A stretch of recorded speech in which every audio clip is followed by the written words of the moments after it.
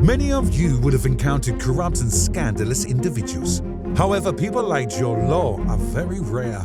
Also known as the billion-dollar whale, Jho Low has fooled Wall Street, Hollywood, and even the entire world, and has pulled off one of the biggest heists the modern world has ever seen. So, how did he manage to fool everyone? We will talk about that in today's video, and we will discuss how a young guy with hardly any business expertise pulled off one of the greatest heists in history. Well, it all started when Jho Low began his first year at the famous Harrow School in England. At that time, he was just a timid and chubby 17-year-old who struggled with his weight. It was a school for the children of the elite, with tuition of around $16,000 per term. The successors to the thrones of Brunei and Kuwait were both students in Low's class at one point or another. Although Low's family had a net worth of over $15 million and owned a magnificent estate in Malaysia, Low himself did not live in poverty.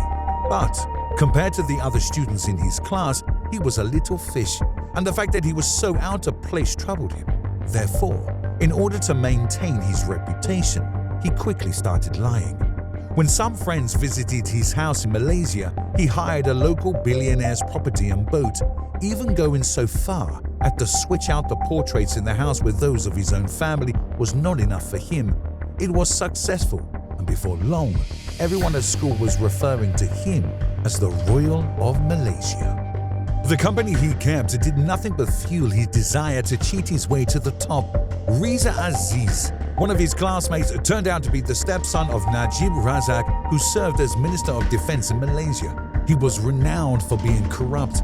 Aziz shared with him the story of his stepfather and how the latter would grant licenses in exchange for payments.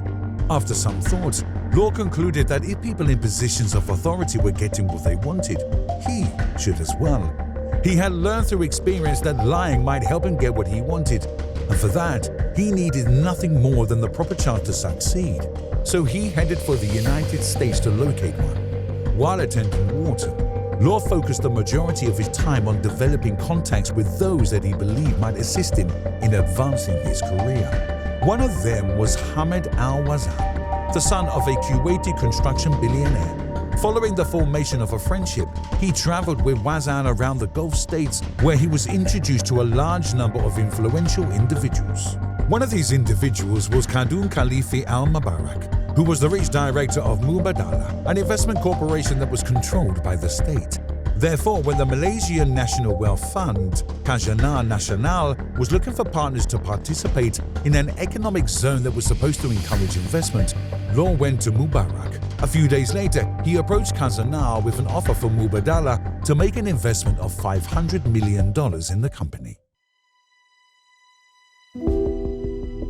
Low made the decision not to claim credit for the successful negotiation of the agreement. Instead, he allowed Najib Razak, a Malaysian politician with whom Low's stepson had become friends while attending school in London. Because Najib was eager to improve his political career and was seeking credentials, this was a brilliant move on Low's part because it allowed him to make a powerful ally in Low's home nation. Soon after, Najib Razak took over as Prime Minister of Malaysia, and Low continued to thrive in his position. However, Najib was anxious to regain the fading support of his party, and he sought assistance from Low in order to do it. Low demanded that he be given ownership of his own investment fund. Therefore, Najib made the announcement that a new sovereign wealth fund would be established and would be known as One Malaysia Development Berhad, or 1MDB. It was in charge of managing the company's $1.4 billion in bonds. Its objective was to collect funds in the Gulf region and then invest those funds in endeavors that would contribute to the economic growth of Malaysia. It was with this step that the heist got underway. Although Low never worked for 1MDB in an official capacity, he does acknowledge having consulted for the company on occasion and being engaged in a number of transactions that he claims were arm's length and legally sound, but in reality were not. Low assured the Prime Minister that the fund would attract more funds from the Middle East and borrow more capital from international financial markets. But he had another selling point that ambitious Najib found very appealing. Why not use the fund as a tool for political financing? Law predicted that the money made from 1MDB would be used by Najib to buy back political allies and votes, hence restoring UMNO's popularity. At first glance, such expenditures by 1MDB would be marketed as corporate social responsibility, to use a term from the business sector. In places where UMNO was struggling to win over voters, the charity arm of the fund would provide scholarships and construct cheap homes. Furthermore, Law assured Najib that the Middle Eastern countries that invested in the fund would come to see Malaysia as a prized friend in Asia and would also support Najib's government with a stream of political contributions. Between 2009 and 2013, 1MDB successfully generated billions of dollars via the sale of bonds to be used for investment purposes. This was accomplished under the leadership of Law and Najib, but before long, millions of people were missing, and no one knew where they had gone or cared to try to figure it out. During this time, Law was enjoying an extravagantly high standard of living. Soon after, he had a reputation in the United States for being a lavish partygoer. In only 1 year, he spent an astounding $85 million on wine, Playboy playmates, and private jet travel for the star-studded parties he hosted in Las Vegas, and which he hosted in conjunction with his celebrity friends from Hollywood. The more money he spent, the greater the number of famous people who were interested in him. He hung out with celebrities such as Leonardo DiCaprio, Miranda Kerr, Jamie Foxx, and others. He blew through millions of dollars on lavishing presents on his famous pals, purchasing boats and real estate, and supporting the production of the film The Wolf on Wall Street. How exactly did he manage to pull this con off for such a long time? There was no way that it was a well-thought-out plan. He fraudulently accessed another person's bank account and transferred millions of dollars into his own accounts. People ignore the evidence because they were influenced by unscrupulous individuals surrounding him, including Najib. It was one of these methods to use accounts under firm names that were similar to those of genuine companies in order to throw investigators off the trail. In addition, he used trust accounts in the United States to launder money, which is difficult to prove because of the rules in that country. Up until the arrival of a dissatisfied insider, everything seemed to be going swimmingly for him. Justo Xavier, the former director of the Shell business PetroSaudi, financed 1MDB, owing a total of $2 million at the same time of the 1MDB scandal investigation. He sent a stern warning to his former employers, stating that he would expose the illegal activity if they did not pay up. They did not acknowledge him. Soon after, $700 million was transferred to an account of Jho Low's in 2009 and 2010. Business circles were abuzz with the antics of 1MDB. This led to the resignation of the first chairman of 1MDB as well as a fellow director.